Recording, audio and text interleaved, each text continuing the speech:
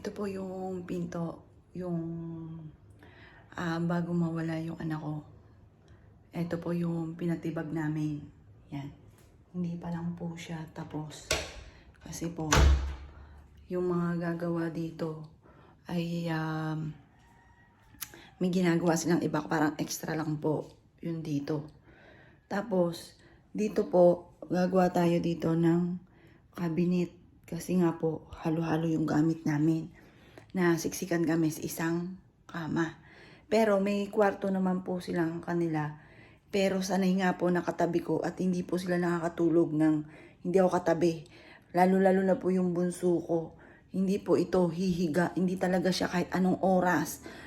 Kaya kailangan tatabihan ko po muna siya. Pagkatapos, saka pagkatulog na siya, saka ako mag-e-edit or saka ako magpo-post or kung may iba akong gagawin kapag nakatulog na po siya. Parang lumaki po yung anak ko sa mga ganun.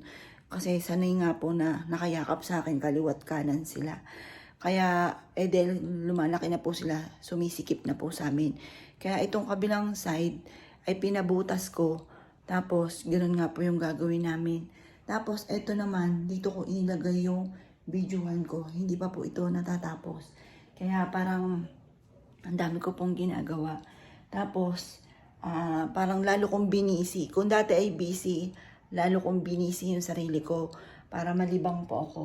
Tapos yun, nilinis ko po siya. Tapos dito yung pinaka-office dati, mga bossing.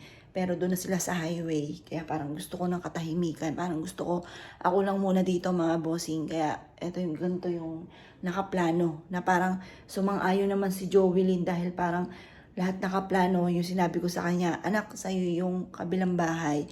Pero hinuhulugan ko po yon sa mga nanay. Sa'yo yung kabilang bahay. Pag nagkaasawa ka, dun ka na. Tapos, eto nga po yung terrace po namin. Pero luma na po ito mga bossing, happy na renovate lang po namin. Tapos yan. Ayan po yan yung terrace na pinakita ko na naman po yan. Alam niyo na po yan. At dyan ako, plano ko, magbabasa ako ng tarot card para sa liwanag ng sinag ng araw. Yan po yan. Yan, sarado ko muna kasi maaga pa po ngayon. Ngayon, pupunta tayo sa kwarto ng aking anak. Ano po siya, nagpaparamdam. Wala na po kaming kasambahay, lahat po nag-alisan. Kasi nagpaparamdam po sa kanila. Pero, yun nga po, dahil sa kakayanin ko, kakayanin namin ng mister ko, magtutulungan kami. Hindi na kami kukuha ng kasambahay, kami na lang po. Tapos, eto, nilala ko siya. Yan, may isa pang pinto dito. Yan. Ngayon, magsasarado lang po tayo ng baba. Yan po yung mga ng pugad ng pampaswerte. Hindi po nawawala dito. Nabuelo lang po ako pero magla-live po ako sa gabi. Yan. Tapos ginawa ko tong altar. May altar na po talaga diyan. Kaso yun nga po ay nagdagdag ako dito dahil inalis ko yung altar ko doon sa videohan ko. 'Di ba may yung background ko. Yan. Tapos nilagay ko dito yung mga ibang santo, mga bossing. Ayan. Tapos, halika po. Dito po tayo sa baba. Napakadami. Ultimo mga hagdanan namin. Kaya, straight lang po siya. Straight lang. Kasi, yun nga po, masikip na. Ayan. Mag-uupo ko ng ilaw. Pero dito sa pool naman, hindi namin inuop ang ilaw. Ayan po mga bossing. Tapos, dito ko inilagay ito manikin, yung isa. Kasi dito rin nakalagay yung ibang mga damit. Paano siya na po? Yan. May mga, di pa sila tapos dyan eh. Pinapaayos ko lahat para maganda, naka-organize po lahat. Tapos, ito nga po. Ito yung pinaka-main door. Yan. Pinaka-main door. Pasok ang swerte, pasok ang swerte. Tapos, mag-off lang po tayo ng mga ilaw. Yan. Tapos, papakita ko, pupunta po tayo doon sa kabila. Ipapakita ko po yung mga iba't ibang istorya at amazing mga bossing na nagaganap dito mga bossing. Ayan. Kasi, wala pang 40 days. Parang 14. 14 days pa lang sa ngayon. Wala pa siyang ika-40. Sa December 6, kaya sa mga bossing na malapit po dito sa December 6, ano po niya, ika-40 days yung pag-akit daw sa langit. Ayan, yung ngayon, siguro hindi pa rin niya siguro ganon kabilis na natanggap. Kaya, nandito-dito lang po yan. Yan. Yan yung in-arrange namin. Na mas dumami nga po siya kasi dati-dati kung saan nakalagay. Yan po. Ayan, dumami yung rack. Dumami po yung rack niya. Tapos, naayos naman po siya. Ito yung matagal namin inaayos mga bossing. Kasi nga po, pupunasan pa yung isa-isa. Insensuhan. Yan. Ngayon, hindi ko muna siya, tingnan niyo po. Hindi ko muna siya bubuksan itong isang pinto. Kasi nga po, ay wala pang tao. Maaga pa masyado. Tapos dito ko nilagay yung mga bag. Yan po yung mga bag. Yan. Tapos ito yung mga natural stone. Isang cabinet. Kulang pa po yan. Tapos yan po yung tambak. Yung mga damit. Yan. Mga tambak po. Tsaka mga bag. Yan. Tapos bukod pa po yung doon sa likod. Ayan po yun. Oh, halos lahat ng pwedeng pagsingitan. Sinisingitan namin. Tapos ito yung mga, ayan po yung mga lantern. Ayan. Swerte po daw yan talaga swerte sa pera. Yung pantaboy talaga ng mga malas, lalo na sa pera. Yung mga ganun pang-attract na swerte sa pera. Yan, swerte talaga siya. Yun nga lang, pagdating sa kalusugan, ang anak ko ay nagtiis. Hindi po siya nagsasabi kung ano yung masakit sa kanya. Laging okay lang siya, walang masakit. Ayun nga po yung mga nalaman ko pang iba na yung palang dating boyfriend niya ay pinagtitinda pa pala siya ng vape, pinagtitinda pa ng mga donuts, pinagtitinda ng mga pabango, kung ano-ano mga pinagtitinda. Tapos nagagawa sila ng nyema, gumagawa ng pastilla sa bahay nung lalaki. Tapos itinitinda niya sa school na hindi ko man lang pinagawa sa kanya dahil feeling ko at saka ganun din ako na sobrang ako na yung magpapakapagod para sa anak ko.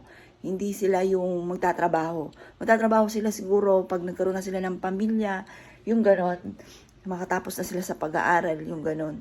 Yun nga, nahihirapan lang yung anak ko sa mga, kasi yun nga po yung, ano ba yung major, tungkol sa parang accounting management, ganyan.